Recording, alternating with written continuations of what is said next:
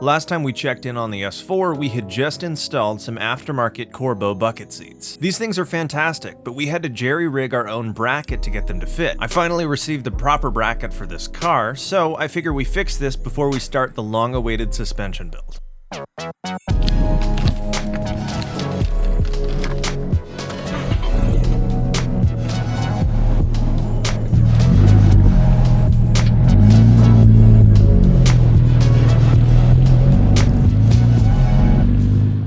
If you don't remember, Corbeau forgot to send us the part of their bracket that actually attaches these seats to the rail in the car. Mistakes like this happen. We made our own out of steel so that we could get the seats in the car. But now that we have the real ones, for safety reasons, I think it's best we throw them in. They do look pretty similar to what we came up with though. In order to throw them in, we need to take the seats out again. Thankfully, the aftermarket ones come out way easier.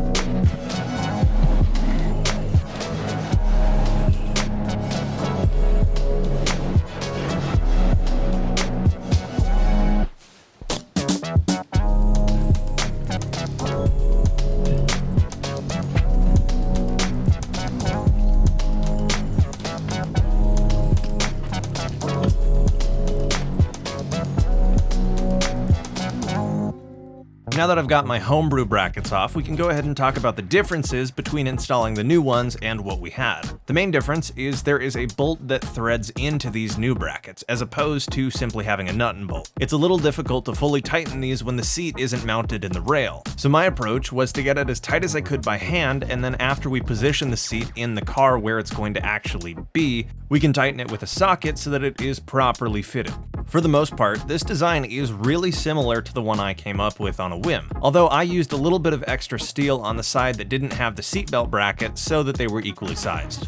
This doesn't necessarily matter from a functional standpoint so long as it fits into the rail properly, but it is kind of cool that the designs ended up being so close. The seat was now ready to go in.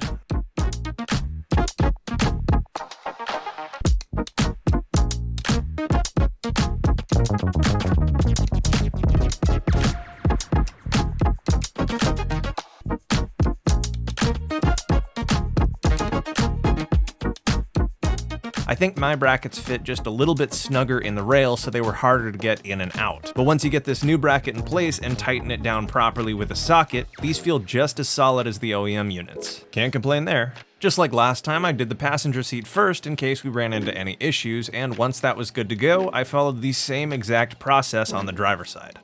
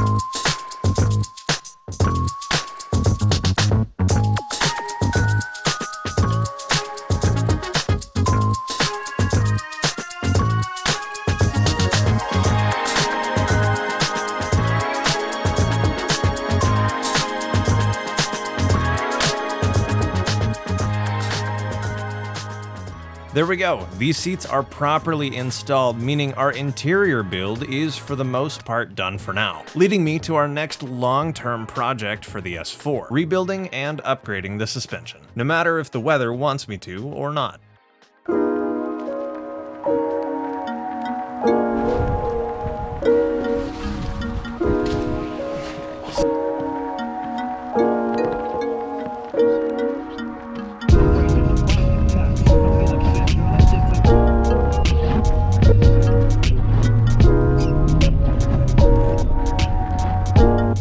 As you've probably seen in the TT episodes, the past few weeks, we've had quite a bit of snow where I live. Working on cars relaxes me. It's something I look forward to every week and it helps me feel accomplished. I don't really have any plans to slow down progress on these cars for weather. My love for these cars and producing these videos vastly outweighs my fear of the cold. We'll play things by ear if we have to, but progress is progress in my eyes. So even if we just get a little bit closer to our goal, I'll be more than satisfied. Other than being pretty wet, it's not that terrible outside. Yeah. So I'm going to attempt the front sway bar right now.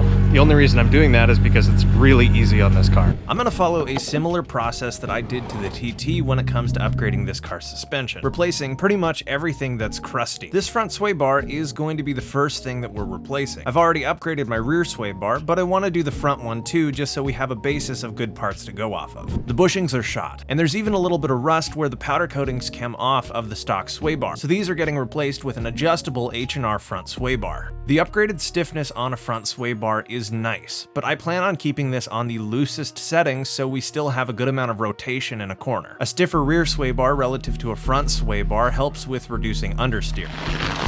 So if I ran this on full stiff, we'd probably actually increase the understeer this car has, which is why we're leaving the rear on the stiffest setting and the front on the loosest setting. This is only a slight increase in thickness from the stock sway bar. It's going to help with body roll, remove the only rust I've found on the car, and get rid of the clunks from the bad bushings. That, in combination with the rest of the suspension mods, is really going to improve how this car feels. Now, if you remember just how brutal installing the front sway bar on the TT was, you might be raising some red flags right now. Why on earth would I try this on the S4 in this kind of weather? The front sway bar on the S4 is loads more accessible than the one on the TT. Literally nothing is in the way. There are 2 bolts on each of the bushing brackets, which I removed first, and then a single nut and bolt on each sway bar end link holding it in place. And when those are all unbolted, it comes right out.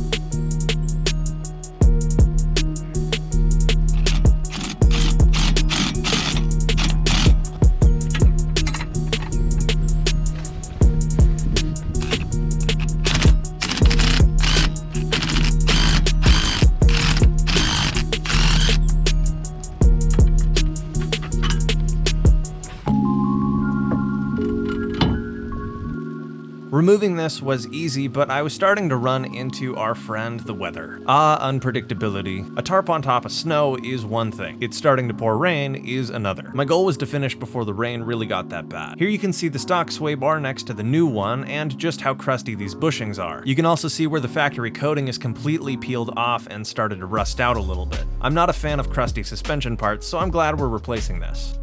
Do I think this is going to make a complete dramatic transformation of how this car handles? Absolutely not. This is just a front sway bar. I think it's going to marginally reduce body roll and change how the rotation happens in a corner, but more than anything, this is a really good foundation for all of the bigger mods for the suspension we have going forward, i.e. coils, control arms, and the jazz. I also thought it was cool that I didn't have to lubricate the bushings that they gave me. It's actually fabric lined so that you don't have to do that anymore. Kind of a cool innovation. Good on you, H&R. Installation is the exact opposite of removing the sway bar. Sway bars are generally really easy, and this one is by far and away the easiest sway bar I have ever done, front or rear of any car. It's maybe a 30-minute job if you know what you're doing. I replaced all the crusty old hardware with the new stuff that came in the kit. The goal for the install was to finish before the storm really started happening. This was one of those days where the forecast was very wrong. It was supposed to be overcast and cold. What ended up happening was it warmed up quite a bit. While that's a good thing, it also started raining, so I was battling the fact that I was laying in a puddle. So I was really trying to get this done before it got too bad.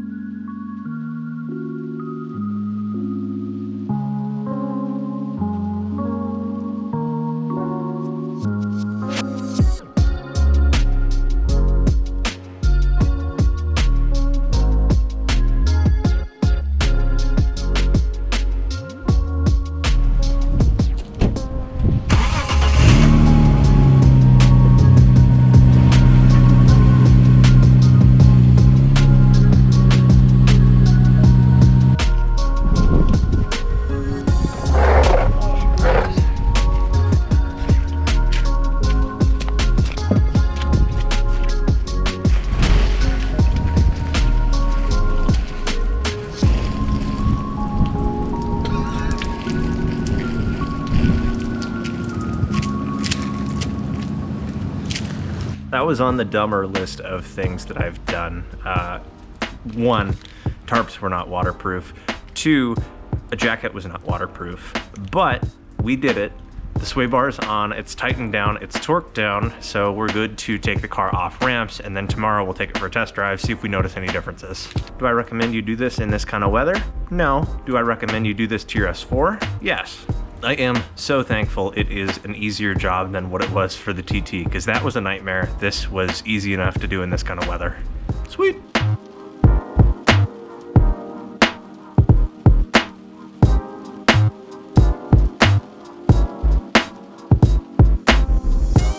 I drove the car for a few days, and the results were pretty much exactly what I expected. The body roll is reduced even more than just having a rear sway bar, and the upgraded stiffness, since I have it on the loosest setting, isn't enough to induce a lot more understeer. The car is still a blast to drive, and it's a complete beast in winter, though it does look a little wonky on the stock ride height. Thankfully, I've got a fix for this, which we may actually end up doing in the next episode. On the TT, we did adjustable control arms first, however, shipping is very delayed. In fact, the control arms are actually back-ordered, so who knows when they're gonna get here. Thankfully, however, I do have everything I need to install coilovers on the car. So I'm thinking the next stop on this car's suspension journey is there, where we're gonna fix the monster truck wheel gap, and make probably the biggest difference to this car's overall handling. Handling. That brings me to another topic I want to address.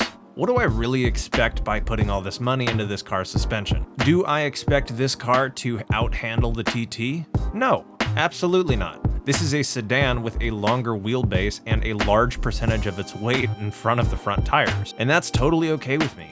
I didn't buy this car to turn it into something it's not. It has fantastic handling for a sports sedan of its time, so if we're able to improve that even a little bit, I'll be blown away already. And I'm excited to see just how far this car can go in the handling realm. Hopefully you are too. I want to say thank you so very much for watching. Happy holidays for whichever, if any, holiday you celebrate this time of year, and I'll see you guys next week for another episode. If you enjoyed this video, consider dropping a like and subscribing for more. It's the best way you can help support me and my content. I've got a lot in store for this channel over the upcoming year, and I hope you join me for that. Once again, thank you so much for watching. I hope you have a wonderful day.